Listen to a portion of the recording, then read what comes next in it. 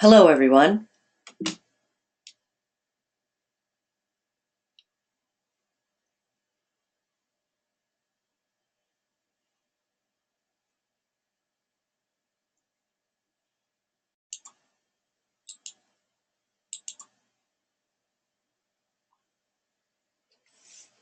Today's topic is getting your shift together, leading from the outside in.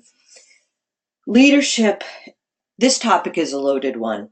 In fact, talks on leadership, seminars, etc., have become a billion-dollar industry, but there's a reason for it. It is that important.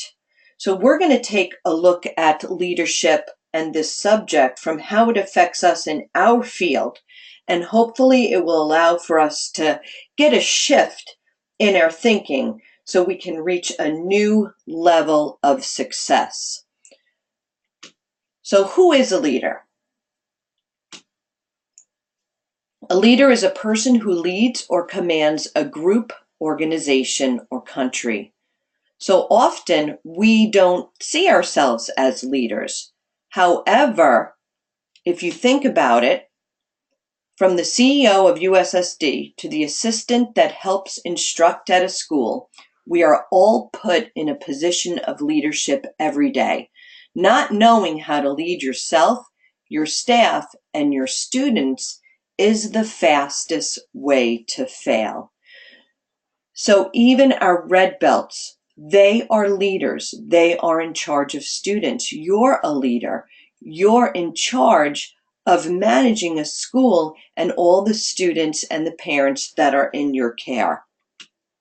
So part one, which is going to be today, is looking at leadership from the outside. So we're going from the outside in, and that's looking like a leader, which is based a lot on what people see and think of us based on certain visual cues. The second one, which will be in 2 weeks, will be on acting like a leader. That's where we're going to dive a little bit more deeper into how we can improve our leadership skills from the inside out and some personal changes and habits that we need to create to help us with that. Now, from the outside in, you are a potential student walking into your school.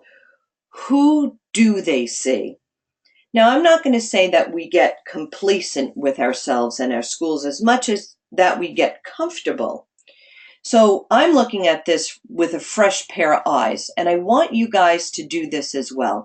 You want to be able to go into your school with a fresh pair of eyes. You want to look at yourself with a fresh pair of eyes. We get used to seeing ourselves. We get used to seeing our dojo and what it looks like. And after a while, you develop a certain blindness towards things because you are comfortable in a surrounding that you are in consistently every day a week. So with a fresh pair of eyes, we need to look at it because perception, I understand, is not a reality, but it is for the people perceiving it.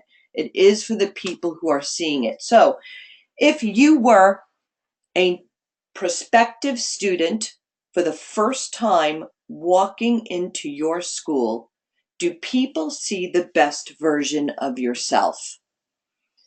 It is somewhat ironic that people say don't judge a book by its cover, because that is exactly how everyone does judge a book. This quote was from a publisher, and he was stating that millions upon millions of dollars are spent on what the cover of a book looks like, because people are visual. Before they even open the book to look inside the back flap to see what it's about, it's that cover that catches their eye, where they will make a decision whether or not at that moment to delve further.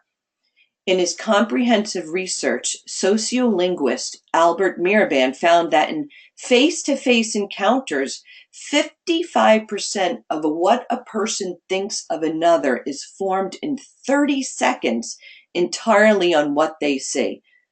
So people will come into your school. You haven't even started speaking, and you have 30 seconds, they will have judged 55% of who you are and what you do. Successful leaders commit to their appearance. So why is all this important to us as martial artists? It's very important because if you think about it, we technically are the product. The martial arts cannot teach itself. You are a representation of Shaolin Kempo, of United Studios of Self-Defense. When people come into our studios, they don't hand you $200 and walk out with something that's tangible. They're going by your appearance, your school appearance, and your words to determine whether or not what you are providing is of value to them. Other than that, they have nothing else. So you are the product, and we need to start thinking of ourselves as such. There are some reasons individuals consider training in the martial arts and how your appearance can affect their decision to join your school. Fitness. A lot of people come in, especially adults, because they want to get in shape. And if you're saying that the martial arts can help them reach their goals, a potential student will expect you to represent that goal. So leaders need to commit to staying fit, especially in this type of industry. Self-confidence. A lot of parents bring their kids in because they want their self-confidence to improve. If you're stating that it will through the martial arts, then a potential student will expect to see someone that's exuding confidence based upon their appearance, posture, and tone. So you need to carry yourself with confidence. And remember, all this is happening within the first 30 seconds that they walk in the door. Discipline. If you're stating that the martial arts teaches discipline, a potential student will expect to see an instructor who reflects self-discipline and not one that looks like they slept in their gi and rolled out of bed without showering. Leaders maintain a disciplined lifestyle. I know we think, listen, we teach karate. We're going to our jobs, in something as comfortable as our pajamas. We sometimes throw them in the wash, and we'll get into this later. We pull it out, and it looks like it's an accordion. And we have to realize that our appearance, if we go in looking disheveled, if we cut corners, that doesn't exude discipline. And if you don't look like you have discipline with yourself, you're not going to be able to explain to a parent that this is the perfect place in order to teach their children discipline. A recent Princeton study of political candidates surveyed over 800 students who were shown 1-second images of Senate and congressional office seekers. The candidates who appeared more competent won their election. Appeared. That is an important word. They didn't know what their forum was. They didn't know what they were speaking about, what they stood for. Yet in 1 second, they chose who they thought, based on visual cues alone, who should win the election. So it was theorized that rapid judgments of competence based upon looks can prejudice subsequent thoughts on an individual's qualifications. So this brings me to a story. I teach at a local elementary school for kindergartens through second graders. And there was a day that I was going in that I did not have to go to the studio. I was able to do some work out of the house, and I wasn't feeling it. Some days you wake up and you are just not feeling it. You're feeling like, oh gosh, how am I going to get through this day? And you already get out of bed starting to think about how you're going to cut corners. Well, I did that day. And I looked in the mirror and I'm like, all right, you know what? My hair doesn't look that bad. It's a bunch of kindergarten and second graders. I don't need to worry about pulling myself together. It's an after-school program. It's not a disciplined day. I'm going to go in. I went in and it literally took 10 to 15 minutes to explain to these children that I was not sick. One by one, they came in and based on my appearance alone were asking me, Sensei, are you okay? Sensei Stefanie, are you sick? Based on my appearance. And then the class started getting wild and wilder and wilder. And what I realized is, being a mom of triplets, I understand that children in mass are like a pack of wolves. They sense weakness. So I already looked weak. I already cut corners in my day. I already just went in thinking that it wouldn't matter. And guess what? It mattered to kindergartners. Needless to say, I pulled my act together. I ran one of the best classes that I have at that school. And then the parents started picking up the kids, and the parents started asking, Sensei Stefanie, are you okay? Did the class go well? What happened? Based on my appearance. So it was the best class I ran, but because I was meeting the parents looking like I literally rolled out of bed, they actually questioned my ability to run that class that day. So these are questions to ask yourself, and this is going to require a lot of self-reflection. Something like this requires you to really look within yourself. I know I did for me. Does my appearance represent the field that I'm in? We're in the health field. Are you overweight? Are you underweight? Listen, look down right now. Can you pinch an inch? Or maybe with one hand, can you pinch a handful? Or maybe can you pinch or grab two handfuls?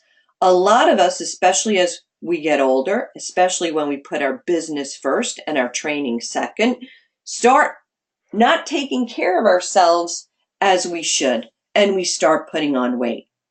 How are we supposed to explain to an adult that comes in that we can help them lose weight?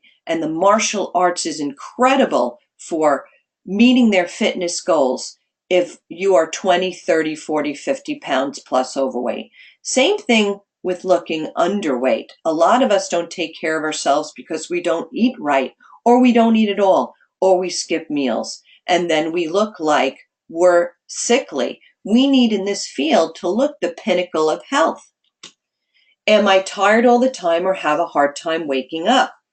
This is a hard one. It is a physically, emotionally, and mentally demanding position. We need to make sure that our habits at home get us ready for a day of such. And a lot of us will stay up late. We have a hard time unwinding, so maybe we'll binge on Netflix. Maybe a lot of the younger instructors will start gaming, which goes on till 3 in the morning. Maybe we'll go out and meet friends at a local restaurant. But before long, we are looking exhausted and feeling exhausted, especially if we're not taking care of ourselves. Do I have the energy and focus to meet my daily challenges? That kind of goes along with the other two. Do I think or complain about something hurting most of the time? Let's face it, a lot of us get injuries in this field. And a lot of us do talk about, oh, it's my shoulder, oh, it's my knee, it's my back. But we don't take care of it. We don't address it. And pain throughout the day of any kind will slow you down and not only wear you out physically, but will wear you out mentally as well.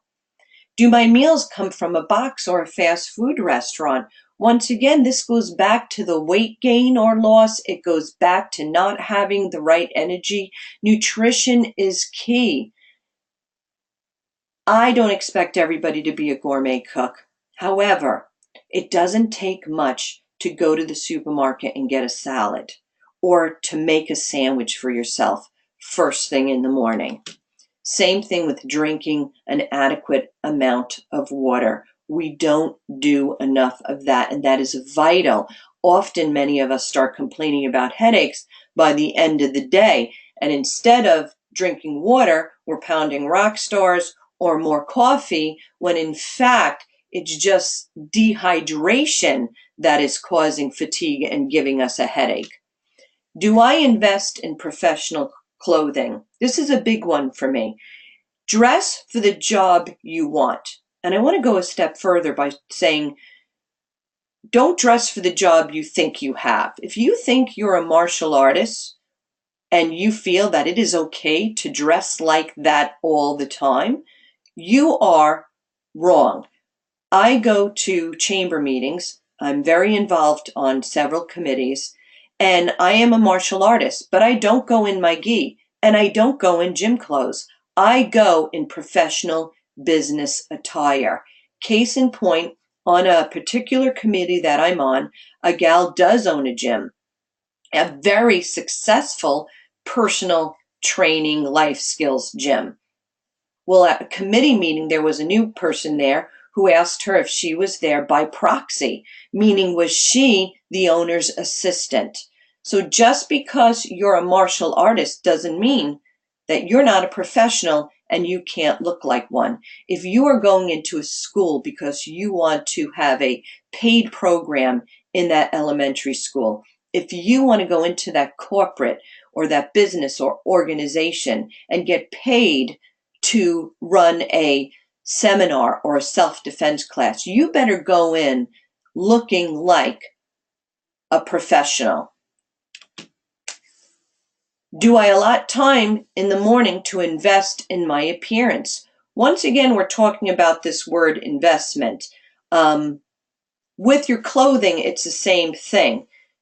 It doesn't take much. I'm not telling everybody to go to Nordstrom's. You can go to Ross's. You could go to TJ Maxx. You can buy incredible clothes. We choose a lot of things to invest our money in. We need to know, especially now that we're aware that we are the product, we need to know that we need to invest in how we look.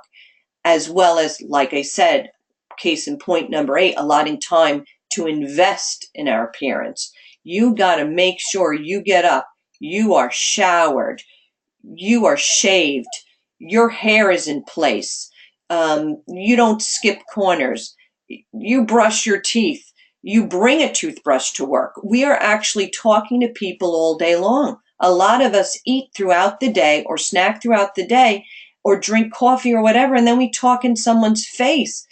Everybody should have a toothbrush, deodorant, something to clean themselves up during their long day so they consistently look fresh and professional, whether it's 12 in the afternoon or 8 o'clock at night. Do I maintain unhealthy habits that do not appropriately represent the field of wellness I am in? This is another one. Once again, you are the product. I went to an event, a United Studios of Self-Defense event, and there was an instructor, and if this is you, I'm sorry, I don't mean to insult you, but there was an instructor there who was sitting and blowing huge plumes of vaping smoke all over himself and everyone around him. And I'm looking at him and I'm thinking, he's wearing a United Studios of Self-Defense shirt. He is representing that he is in a field of fitness, and he's sitting there slouched over, sucking on a vaping device. Now, it's not healthy to begin with. It doesn't represent healthiness. It's like anything else, cigarette smoking, going to bars. Are you representing the field that you're in? I'm not saying that, you shouldn't go out and have fun, but I'm saying don't be keeled over the bar counter. Don't go to an all-you-can-eat buffet and stack your food up to your chin. You need to know that this is the choice that you've made for the field that you're in, and you have to breathe that position. You need to embrace what you do. If you answered yes to any of these, it may affect your ability to look and act like a leader. So let's talk about the key takeaways. FYI, we know first impressions have a lasting effect. We know that it's human nature to judge people at first glance. Ultimately, you do have control over how the world sees you. Start taking action now. Take a look at yourself in the mirror. Think about what we talked about today. Do you represent your field? Do you look like a professional? You cannot climb the ladder of success dressed in the costume of failure. Now, let's go on. From the outside in, you are a potential student walking into your school. What do they see? We talked about the first 30 seconds, and who do they see? They see you first, and the next thing they're going to do is start scanning your school. What do they see?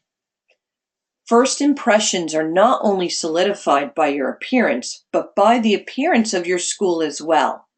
A potential student that sees a messy, unorganized, rundown dojo will perceive that your business is dealt with in the same manner. We pride ourselves on being a school that is a cut above any other program out there. If your school looks run down, it will look as if you don't care.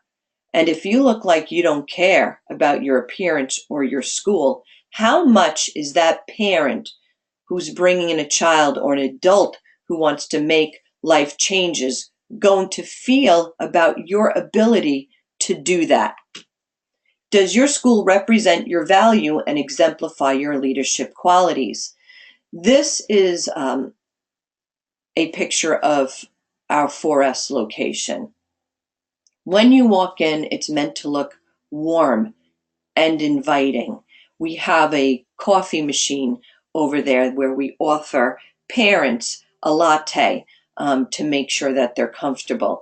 We have a TV going. We also, in the back, as you can see on the other picture, that's our back storage room. We converted it into a schoolroom where students can come before or stay later to do their homework with a refrigerator for snacks and everything. It does lend more value. You have to realize when people walk through your school, eventually they're going to sit in the waiting room. Eventually, they're going to train inside the dojo. Eventually, they're going to go into your bathroom and they're going to pass your storage unit. These are things we need to think about. People naturally assume that higher priced goods or services are better, but they must have a perception of such because they are not completely sure how to assess quality. We need to not make expensive a bad word anymore. We have to shift our mindset on that. When we hear the word expensive or we start thinking we are too expensive or we're expensive, guess what? We are compared to a lot of schools. And that's not a bad thing. A BMW is expensive, but it's a luxury car. An incredible house. A 4,000 square foot house is expensive, but people expect to pay it because it's an incredible house. People go to expensive restaurants. Expensive is not a bad word. Expensive equates with quality. It equates with luxury.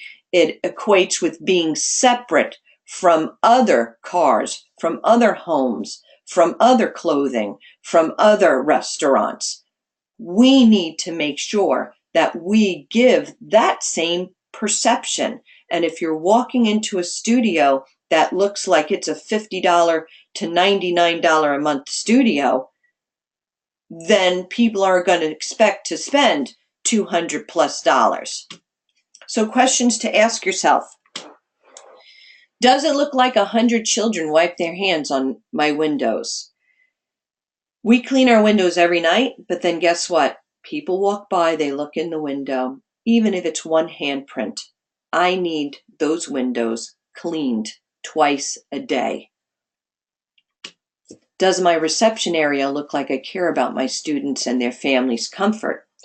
Just talked about that a second ago. I know a lot of us are like, we don't want the parents to be comfortable. We want to get rid of them. Parents that stay result in students that you retain.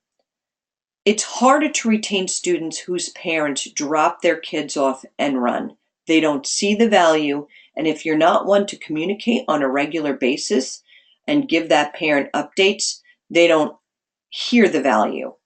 So if you have a parent that's comfortable and feels at home and feels like they're one of the family and can sit there for an hour, maybe looking at their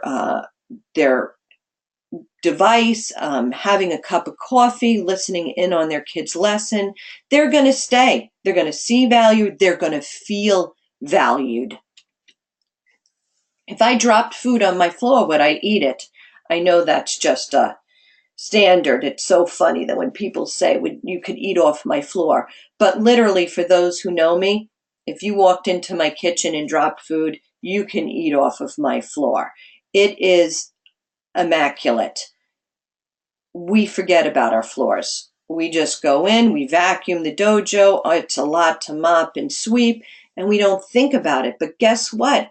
Sit down actually in the waiting area and look around, because that's what parents are doing. You'll be amazed at what you see at their eye level.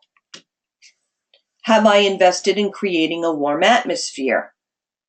That's pretty much what we already discussed about being comfortable. Is this a warm atmosphere? Do my mirrors look like the same 100 children from the outside made their way inside? Once again, I've gone into many schools where their mirrors are not clean. It takes 2 seconds to just spray one spot if we need to. Or at the end of the night, I get it, we're all busy, but make sure those mirrors are immaculate. And just don't have the students touch the mirrors. Does my storage supply area look like a fire sale at the Goodwill? Like I said before, a parent, a student, an adult student will go from your waiting area into your dojo, eventually to your bathroom, and usually in most schools, if you don't have a door, they pass the storage area. If you don't think people are judging every square inch of your dojo, you're fooling yourself. Does my bathroom appear to be sanitary? A lot of us don't clean the bathrooms appropriately. We don't look at the bottom, the base of the toilet. We don't look behind the toilet. We start developing all sorts of interesting things in there. In fact, and I feel bad because I'm calling out some of my guys, but I went to the bathroom in one of the schools. I sat down and I saw a big spot on the floor, brown. And I thought to myself, oh my gosh, I hope that isn't what I think it is. Upon further investigation, it wasn't. Then I thought it was blood, but thank God it wasn't. But do you see what's running through my mind initially? Oh my gosh, one of 2 worst possible things it could be. So I made a decision. I decided not to clean it because I wanted to see if it would get cleaned. It took 2.5 weeks before that was cleaned up. That means every student that went in and sat down, and it's not like there's a TV or magazines in my bathroom, chances are some of them are looking at the ground, saw this brown spot on the ground, thinking, I don't know what it could be. Do I get upset when a potential student does not see my value when I am not willing to upgrade my school's appearance? Changing a faucet in your bathroom, you can go to Home Depot. Doesn't have to be fancy. You could get one for $30.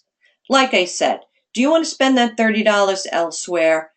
I'm sure. But if that $30 is going to exude professionalism in my school and display value, and that we're a step above, not some grungy rocking gym, it is more than worth it.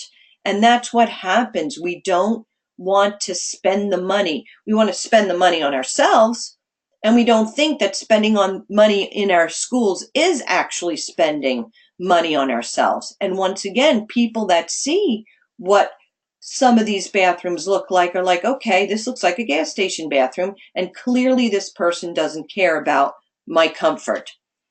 Is my outward appearance in opposition to my studio? I put this in here because some instructors are immaculate, and then you go in their studio and it's a horror, either a mess or cheap looking or cold without any warmth to it, maybe one place to sit on a hard bench or a folding chair that looks like it was taken from a garage sale. You have to realize that if you look immaculate and you're feeling good about the first half of this discussion today, but your school doesn't, and your school doesn't look immaculate, and your school looks run down, then that could be perceived as you care only about yourself and you don't care about the student's comfort or the parent's comfort, the foundation of your livelihood. So let's talk about the key takeaways. FYI, 4 out of 5 people are willing to pay more if they perceive value. We charge anywhere from $200 to $399 per month. That's regular programs, no add-ons, at our school. If we're going to sell a $399 program, we better look like a $399 per month school. If your dojo looks cheap, you will get cheap.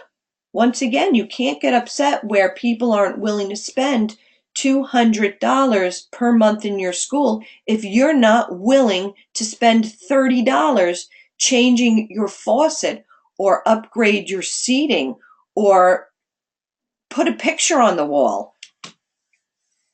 Your appearance and your studio represents the type of leader you are and will directly affect people's perception of your instruction and what type of business you run. A clean environment instills confidence and creates trust, leaving clients with the impression of efficiency and strong attention to detail.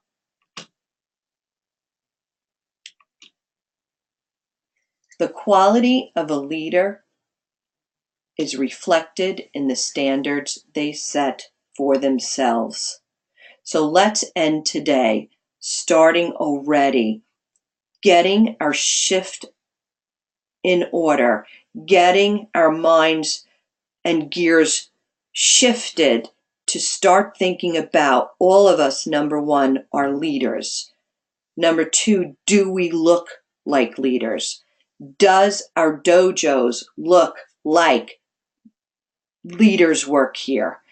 Leaders can lead your children. Leaders can meet your goals physically, emotionally, spiritually, and mentally.